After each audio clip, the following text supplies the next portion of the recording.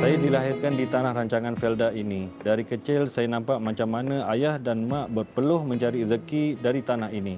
Siapa sangka perniagaan yang saya warisi dari ubi yang sama, hari ini saya bina jenama sendiri atas nama Sukur Binu di bawah Sukur Food Industry.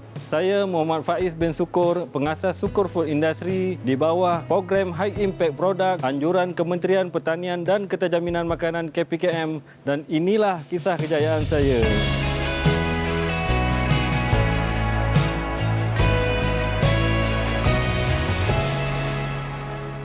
Saya bermula berniaga keripik ubi pada tahun 1995. Tak ada mesin, tak ada kilang, semua buat di rumah, memotong, goreng, membungkus, modal pun kecil, tapi semangat besar. Setiap paket keripik ini adalah hasil titik peluh keluarga.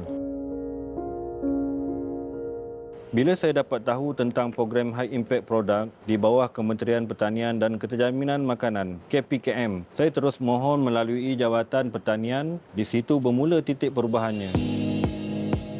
Sejak saya diperkenalkan dengan program HIP ini, High Impact Product, perniagaan saya lebih tersusun, teratur, dan dari segi pemprosesan semua berjalan lancar. Kita dapat mempertingkatkan, menambah lagi hasil pengeluaran bulanan kami. Ubi kita ni datangnya dari TKPM Bukit Bangkong, Sungai Pelik, Sepang. Dan ubi ni kita memang khas untuk buat keripik dan ditanam di tanah gambut. Sehari kita ambil dalam 2 tan untuk proses.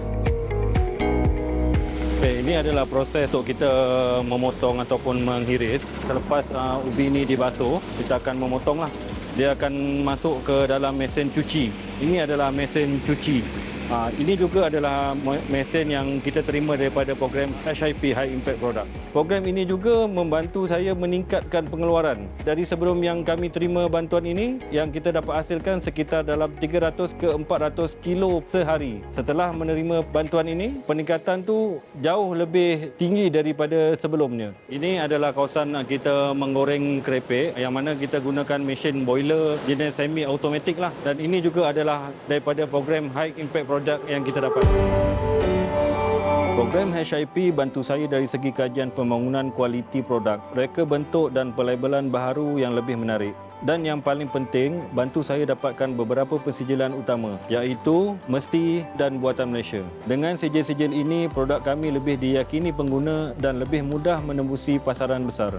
Yang ni adalah produk utama kita, iaitu produk yang kita hasilkan tadi, iaitu keripik ubi original. Selain itu, produk kita adalah keripik pisang tanduk, keripik pisang nangka, keripik pisang manis dan ubi berperisa. Dan mana ubi berperisa kita ada 4 flavor, iaitu kari, BBQ, cheese dan lada hitam.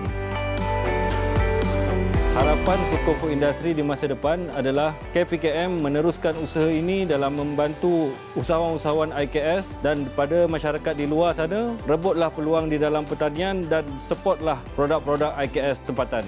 Saya percaya kejayaan ini takkan datang kalau saya masih kekal di takuk lama. Program HIP ubah cara saya berfikir, berusaha dan berniaga. Ia jadikan produk Agro bukan sekadar hasil tani, tapi satu industri yang berdaya saing. Terima kasih kepada KPKM dan program HIP kerana membantu usahawan kecil seperti kami untuk terus maju ke depan.